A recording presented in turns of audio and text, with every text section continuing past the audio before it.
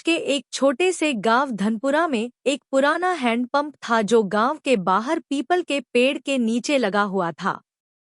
दिन में लोग वहां से पानी भर लेते थे, लेकिन रात होते ही वह जगह वीरान हो जाती थी। गांव वालों का कहना था कि उस हैंडपंप से रात को खुद ब खुद पानी गिरने की आवाज आती थी, जैसे कोई अदृश्य शक्ति उसे चला रही हो। कहते हैं, कई साल पहले उस हैंडपंप के पास एक औरत की हत्या कर दी गई थी। उसका नाम सुगन था। लोग कहते थे कि उसकी आत्मा अब उस हैंडपंप में बस गई है। कोई भी इंसान अगर रात को उस हैंडपंप से पानी लेने जाए तो वो लौटकर कभी नहीं आता। एक बार गांव के एक युवक मुकुल ने इन बातों को अंधविश्वास मानकर चुनौती दे दी। उसने कहा, मैं आज रात ठीक 12 बजे उस हैंडपंप से पानी भरकर लाऊंगा।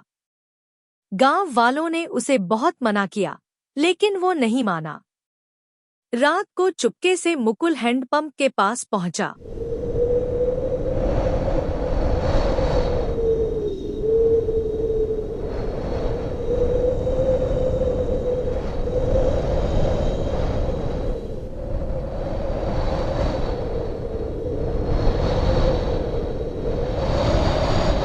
अचानक एक सफेद साड़ी में लिपटी औरत की परछाई उसके पीछे खड़ी दिखी।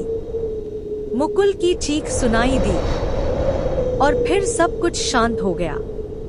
अगले दिन सुबह गांव वाले जब वहां पहुंचे तो हैंडपंप के पास मुकुल का सिर्फ पानी का डिब्बा पड़ा था, वो खुद कभी नहीं मिला।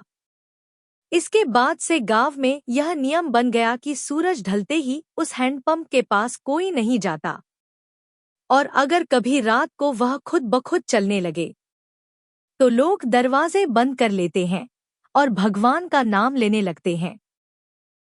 मुकुल के गायब होने के बाद गांव में सन्नाटा पसर गया।